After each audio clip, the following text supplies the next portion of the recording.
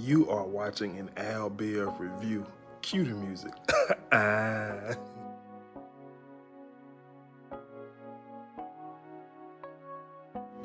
What's going on, guys? Welcome back to my channel. I'm here with the Love and Hip Hop Atlanta review, recap, all that good stuff, man. We had us a good episode, man.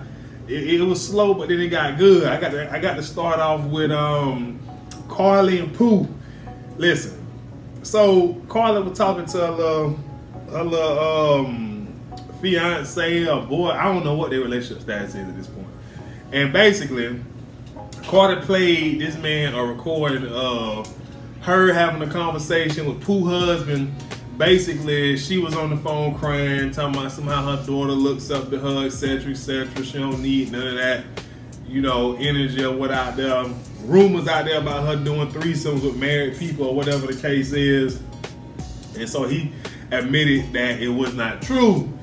Now, the issue I take with it is, I believe Pooh at this point, and let me tell you why. Carly just pulled the same trick that every nigga that cheat pull. They make sure they go above and beyond. They get some type of proof or some type of evidence to let their significant other, let their woman know, see, baby, I told you it wasn't nothing. It wasn't nothing but a little conversation, wasn't nothing but a little text message, as all Carly did. And listen, if you got to go through all of that just to get some evidence that you didn't do what you've been accused of doing, you're guilty.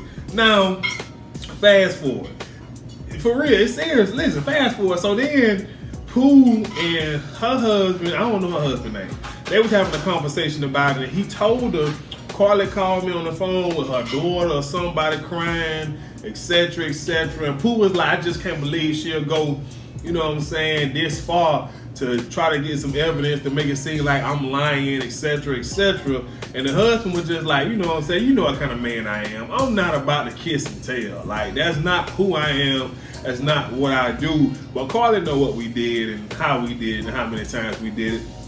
And look, at this point, I just feel like Carly and Arkansas Mo. The biggest issue with Carly, and I'm a Carly fan just because she bring all the messiness, the drama, the tea, all of that to the show. The biggest problem is she just has a hard time moving on. You know what I'm saying? Like, in my mind, I just came back off this trip where all this craziness happened. Me and my significant other, we back on good terms. We back together. Why would I bring up something about Pooh or threesome and this man obviously don't care? Now, on the flip side, I feel like as, her significant other, I don't know, it's just kind of, I feel like at some point in time, you got to let Carly know, like, look, baby, like, I done told you, I don't care about that.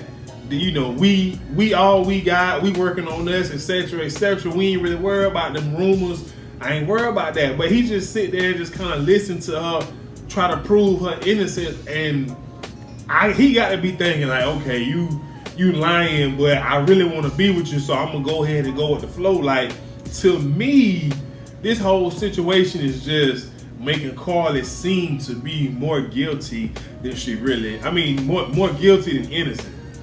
Like I said, at this point, Carly called that woman's husband crying because she knew how to work him in a way to get him to say what she needed him to say. And my thing is, you broke up with your fiance, and it wasn't even about this whole Pooh situation. So why do you feel as though you need to get evidence or proof of something that you did not do when that's not even the reason why y'all broke up? Y'all broke up because he had a baby in Arkansas. Like, Carly makes no sense. Now, I want to hit that topic first. You know what I'm saying? Now, moving on, this episode seemed to be centered around Pooh trying to turn over a new leaf. In my opinion, it may be too strong of a word, but she was trying to make up with the girls. Last episode she went to see Carly, that didn't turn out too well. This episode she went to go see Sierra, and so they look. Pooh came into both situations, I felt like, open-minded. She wanted to make up. She wanted to put all the foolishness behind them and keep moving forward because she seems as though she really want to be a part of this circle, this group of girls. But both times, last episode with Carla and then again in the salon, they immediately attack Pooh. They don't even want to hear what she has to say. And so she, you know what I'm saying, becomes defensive, and she starts talking that big boy talk like she supposed to. Listen, I know I'm trying to come to you and, you know what I'm saying, reconcile and apologize or tell you the truth of what really happened and what didn't, but it's still got to be a level of respect. I'm coming to you as a woman or a man or whatever it is. Just hear me out. Don't just go attacking me. Now, first of all, Sierra don't want no smoke. That's number one.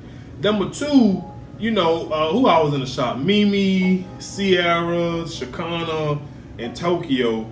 Tokyo you know, it's just so crazy that once Pooh exit Tokyo and Sierra jump up doing stuff trying to fight the girl, and it's just like, no, look, Tokyo, look, let me tell you something, Tokyo. Pooh will work you.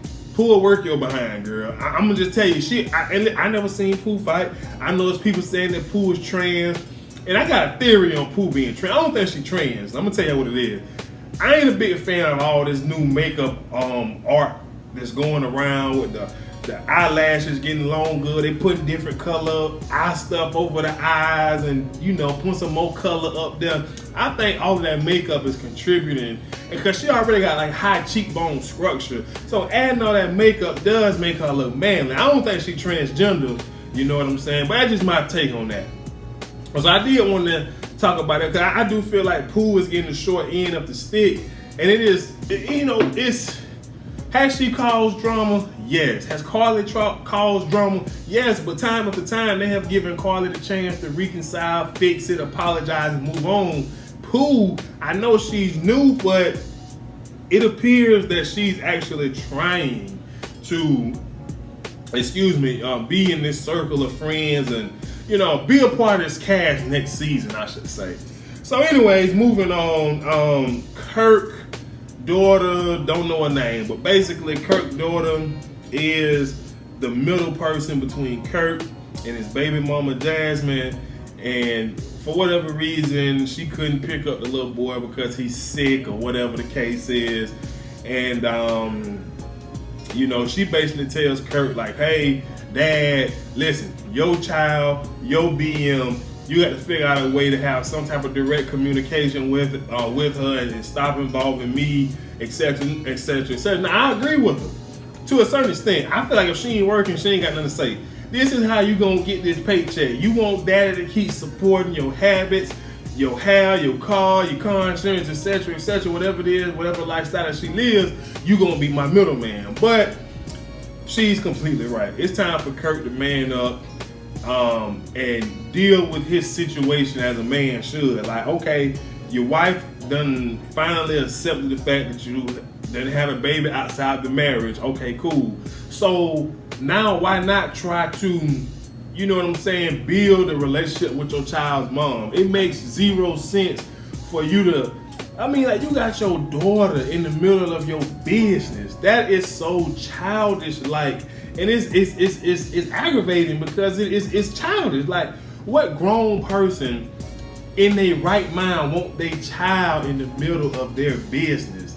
It just don't sit right with me. And you know, look, it is what it is. But Kirk is just. That's one reason why I don't like for Kirk giving no type of relationship advice, because to me, his relationship advice is horrible. Like, yeah, you got Rashida to stay all these years, but what is that really saying? You get what I'm saying? Like, and no disrespect to Rashida, but it seems as though, you know, he done took Rashida through a whole lot, and you know, she came out and said that she done cheated too, or whatever the case is. But I mean, Kirk just ain't the person to be giving. I mean, Steve Harvey. I'd rather take Steve Harvey relationship advice than take Kirk. Like, just because you've been in a marriage for 15, 17 years does not mean that the advice that you have to offer is good advice. You feel me? So, but it could just be coming from the wrong messenger, which is the real problem with Kirk giving out relationship advice. He's the wrong messenger.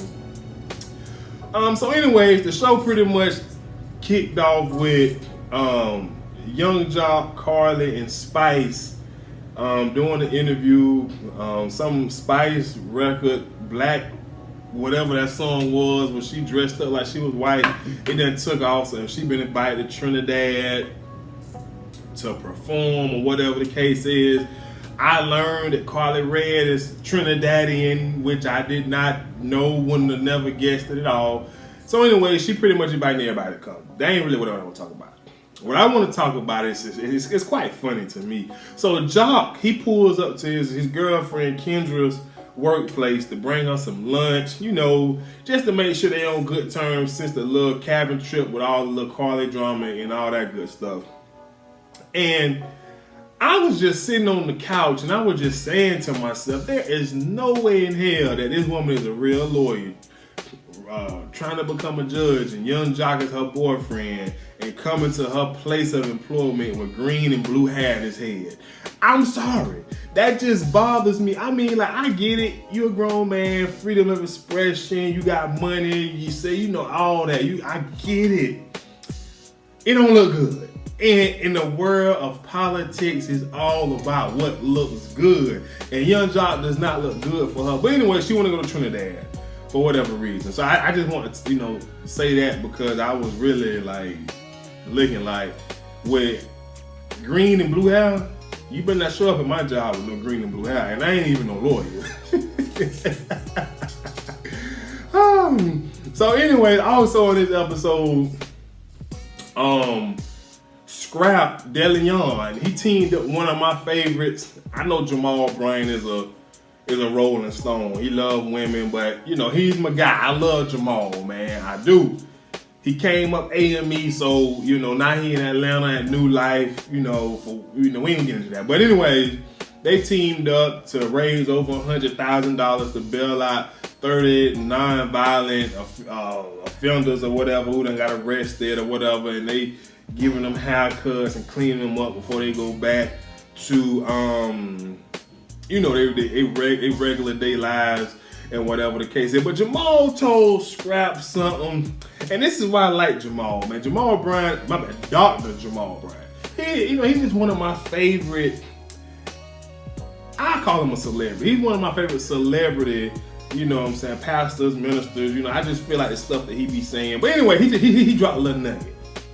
He was talking to Scrap about women. He said the right woman could either, women could either complete you or they can finish you. And what he means is the right woman can complete you, motivate you, take you to heights that you never imagined yourself going, because that's what she does. She lifts you to higher heights, and I completely agree. But he said a woman could also finish you, and that be the end of you. you just going, and the latter part does not sound well if you are a woman receiving that message or hearing that message. But typically, I tell my girlfriend all the time, you know what I'm saying? A man knows when, you know what I'm saying, the woman is just uplifting him in ways that he don't even realize. Like, the motivation just come out of nowhere because he got a woman, like, etc. Or she push him and the drive just come, like all of that good stuff. But, I just want to talk, Pastor Jamal Bryant is one of my favorites, man. He really is. So I really did like him. So anyways, later on in that scene, Scrap was introduced to Sierra. And somehow or another, the conversation came up about how, he was in these same felon situation. He was in jail for 3 years. He did the whole countdown, how many days, hours, weeks, all that good stuff. And he could have got out earlier, but his uncle Stevie J, did not come to his parole hearing, and so that kind of set him back, and he had to still sit a little while longer. So now everybody is questioning whether Stevie J has Scrap's best interest or whatever the case is. But one thing I do know about Stevie J is, first, I miss Stevie J off of Love and Hip Hop Atlanta. And Love and Hip Hop Atlanta misses Stevie J because it is just not the same. Like, I don't know, we need to bring back, and it really made me realize, those two statements, that him and Faith Evans are really together, because we need him on this show. Like, we need him and the Puerto Rican princess. Like, that's just how I feel. So,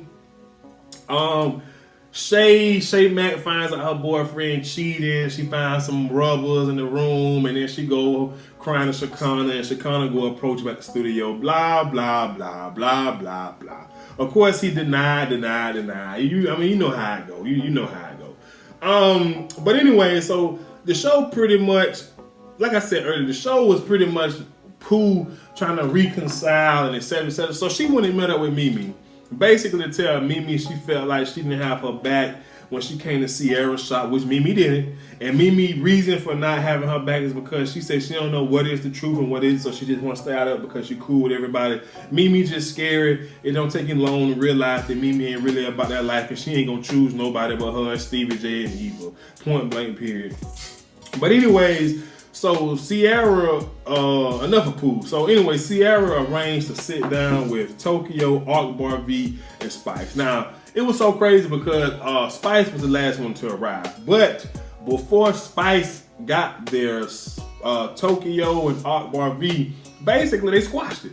Akbar said that she don't have no issues with Tokyo. She just going through some things in her life at this moment. And Tokyo felt like she needed to say, that's cool enough, but we ain't friends. Like, that was just totally uncalled for, you know what I'm saying? But then Spice shows up. Spice got an issue because of a lyric in this girl freestyle of her song when she said, you know what I'm saying, you not from here, you flew here. Spice felt hit. So now Spice want to fight Akbar. Now I will say this. If I'm putting money on somebody, it's going to be Akbar. I mean, not Akbar, but Spice. Spice is going to work Akbar. Listen, I'm just telling you. I know Akbar might be from the hood. I'm putting my money on Spice. Spice just like she really about all of that. You know, exchanging these hands. I just feel like she really own all that. So if I had to put money on somebody, I'd put it on her. But other than that, the episode was, like I said, it was a pretty good episode because Carly, this Pooh, Mimi invited Pooh to go to Trinidad next week, but we'll talk about it next week. I'm slowly, I think I'm Team Pooh. I really do, because they are not giving her a fair chance to actually explain any of this. And I ain't gonna lie now, I do. Oh yeah, I love the messiness, but I feel like when it comes to a point when the person who's being messy, trying to do the mature thing, let everybody know the truth, apologize, etc., etc., we should at least hear them out. And especially these girls, like I say, Carly done started so much stuff. They done heard Carly apologize many times, and it's never been an issue. But I believe that is it for this review. I think I touched on everything, which I don't really do anymore, but that's all I have. If you're new to the channel, be sure to subscribe. Everybody, leave me a comment, like, share, and I'll see y'all later. I'm out of here. Peace.